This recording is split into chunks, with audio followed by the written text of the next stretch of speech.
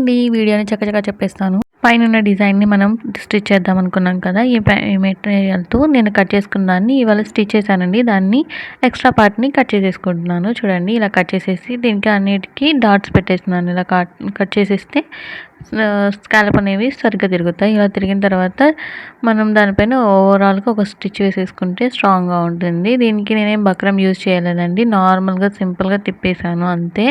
ఇది చూడండి ఇప్పుడు మనం ఒక గుండు సూదులు గానీ, లేకపోతే ఏదైనా పిన్నీస్ కానీ తీసుకొని సరి చేసుకుంటూ స్లోగా తిప్పుకోవాలి. దీన్ని బట్టి ఏంటంటే మనకి కర్వ్స్ ఉంటాయి కదా! ఆ కర్వ్స్ దగ్గర చక్కగా తిరుగుతుంది. కొంతమంది ఏంటంటే ఇలా తిప్పుకోకుండా దీనికి పైపింగ్ చేసుకుంటారు. డిఫరెంట్ కాంట్రాస్ట్ కలర్స్ ఉంటాయి కదా! వాటిని వేసుకొని మనం పైపింగ్ కూడా చేసుకోవచ్చు. నేనైతే ఇలా చేయలేదండి. నేను కుట్టేసిన తర్వాత ఇలా వచ్చింది కదా! దీన్ని సైడ్ జాయింట్స్ చేసేస్తున్నాను. బ్యాక్ పార్ట్‌కి రౌండ్ నెక్ ఇచ్చేసి తిప్పేసాను. దాన్ని కూడా బందులు అన్నీ అటాచ్ చేసేసి తిప్పేసాను. ఇప్పుడు మన షోల్డర్స్ 2 అటాచ్ చేసేసుకుంటున్నాం. దీన్ని 2 టైమ్స్ రఫ్ చేసేసుకుంటే సరిపోతుంది. చూడండి ఇలా చేసేస్తున్నాను. దీని తర్వాత ఇప్పుడు సైడ్ జాయింట్స్ కూడా చేసేస్తున్నాను. హ్యాండ్స్ క్వార్టర్ హ్యాండ్స్ కంటే కొంచెం ఎక్కువ పెట్టమన్నారు. ఇలా కుట్టేసాను.